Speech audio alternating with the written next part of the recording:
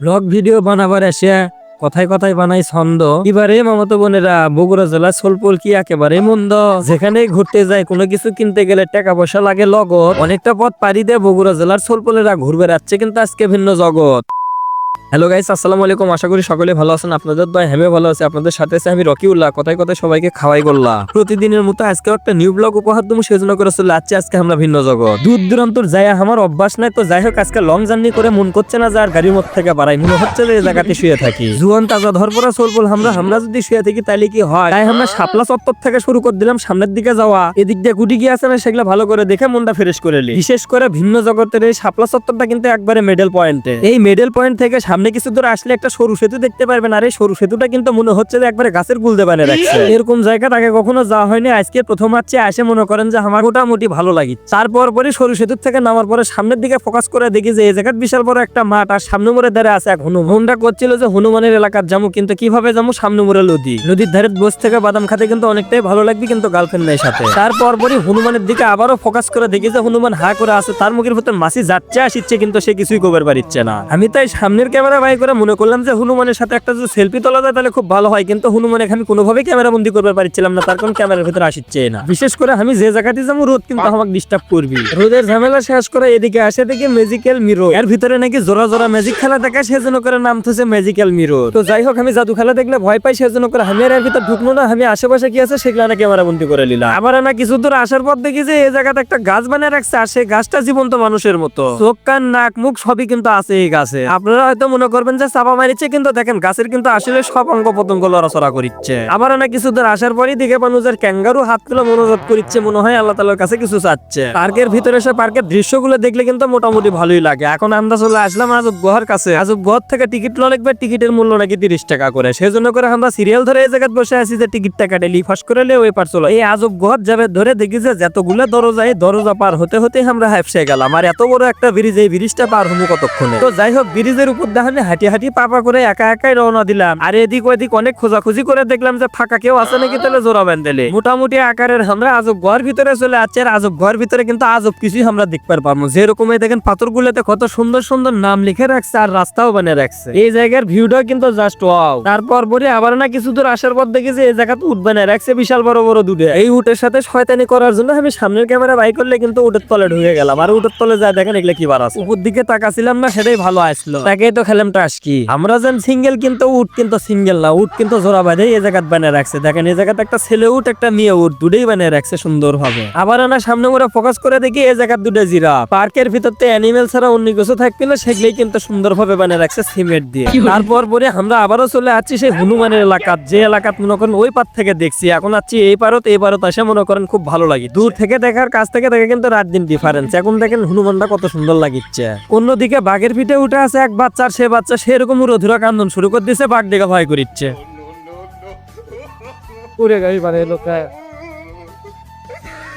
সোলকোনা ওটি কান্দিচ্ছে, সোলকোনার বাপ না ভাই বোন এসে তাক বাঘের পিঠের থেকে নেমেলে চলে গেল। আর আমি চলে আসলাম এই জায়গা থেকে শিয়াল এসে শিকার করিচ্ছে আঙ্গুরে। তারপর পরই মামা অসাধারণ একটি গান ধরলো। হা করিয়া আবার কাটা তুলার দেওয়ার কথা কয়া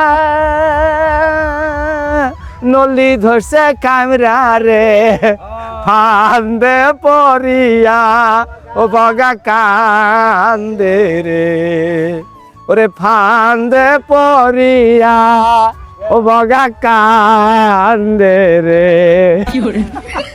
গান শেষ করে সামনে মোড়ে একটা মানুষ পুঁতে রাখছে, আর সে মানুষের নাম হলো ভয়ঙ্কর মাহাতা। এই নাকি ভিন্ন জগতের মানুষকে অনেক জ্বালাতন করছে, সেজন্য করে মানুষ এক পুঁতে রাখছে। ভয়ঙ্কর মাহাতাবের এই মুখের ভিতর দিয়ে কিন্তু সব চলাচল করছে, একটুও ভয় করছে না মানুষ। যেহেতু এই পথ ছাড়া আর কোনো রাস্তা নাই যাওয়ার, সেই ক্ষেত্রে কিন্তু আমার এই ভয়ঙ্কর মাহাতাবের মুখের ভিতর দিয়ে যাওয়া লাগিচ্ছে। যেহেতু আমি ভিডিও বানাচ্ছি একা, আমার কোনো ক্যামেরাম্যানও নাই, তাই আমি সামনের ক্যামেরা বাই করলে মহাতাবের মুখের ভিতর দিয়ে যাচ্ছি। যে মহাতাব যদি এর ভিতর আমাকে খাইয়ে ফেলা দেয় তাহলে কিন্তু অবশ্যই ক্যামেরার ভিতর বন্দী হয়। মনে হচ্ছে ক্যামেরা বাই করার কারণে ভয়ঙ্কর মহাতাব আমাকে কিছু করলো না, সেজন্য করে আমি বই নিরাপদের সাথে এই ভয়ঙ্কর মহাতাবের মুখের ভিতর দিয়ে চলে আসলাম। তারপর পরই মামার আবার রুচি উঠে গেল, সে নাকি গান কবি। চলে যা মামা তাই এমন সময় এমন গান ধরছে, সেই সময় ওদিক দিয়ে দুটো মেয়ে মানুষই যাচ্ছিল। তারা মনে করছে যে আমাকে দেখে পেরে গানটা শুরু করছে। তারপর পর পিছনে আবার দুটো মেয়ে আসতেছে, 32টা বাই করে হাসতে হাসতে। প্রেমের সমাধি ভেঙে মনের শিকল আকাশে রক্তিমে সূর্য আনলে যারা, তোমাদের এই ঋণ কোনোদিন শোধ হবে না, না না না শোধ হবে না।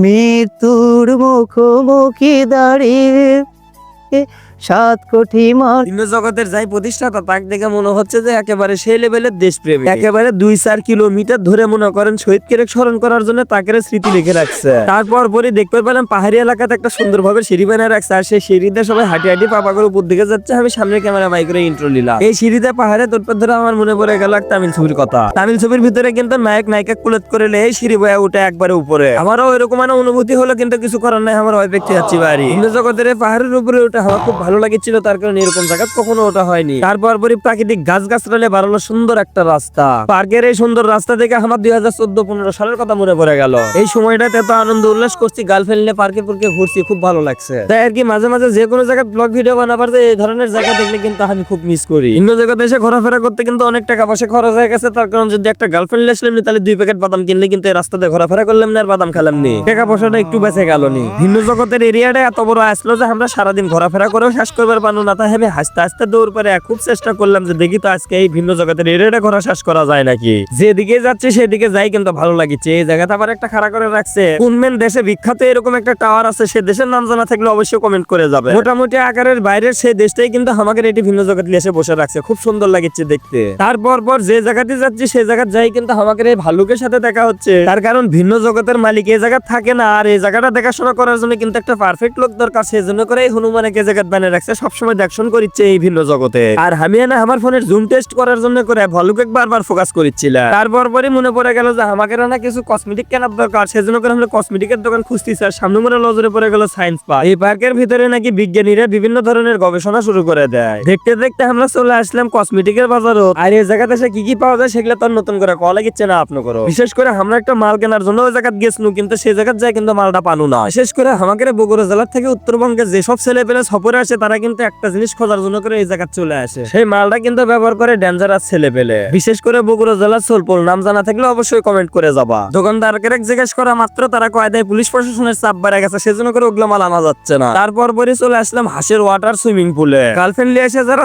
ঝামেলা পছন্দ করেন না তারা কিন্তু এই ওয়াটার সুইমিং পুলে এসে হাঁসের পিঠের চড়ে কিন্তু ঘোরাফেরা করবেন, গপ্প করবেন, বাদাম খাবেন, আর মনে করেন আনন্দ উল্লাস করবে। আমরা যখন ছোট বাসনু তখন কিন্তু প্রতিদিন গার্লফ্রেন্ড পার্কে পার্কে ঘুরবে ফিরবে গেছি। এখন বয়স হয়ে গেছে সেজন্য করে গার্লফ্রেন্ড ঘুরি না, এখন একা একাই ঘুরি। তারপর পরে দেখি রাস্তাতে উড়ে যাচ্ছে বিমান। ও সরি, এই বিমানের পাকা পোকা সব থাকলেও দেখতে বিমানের মতো হলেও কিন্তু উঠতে পারে না। বিশেষ করে আকাশে উঠতে পারে না এই প্রতিবন্ধী বিমানটা নাকি ভিন্ন জগতের প্রধান আকর্ষণ। সো গাইস, ভিডিওটি ভালো লাগলে অবশ্যই আমার পেজটি ফলোতে সাথে থাকবেন। দেখা হচ্ছে পরবর্তী কোনো এক নতুন ব্লগ। সে পর্যন্ত ভালো থাকবেন, সুস্থ থাকবেন। ধন্যবাদ সবাইকে। আসসালামু আলাইকুম ওয়া রাহমাতুল্লাহ।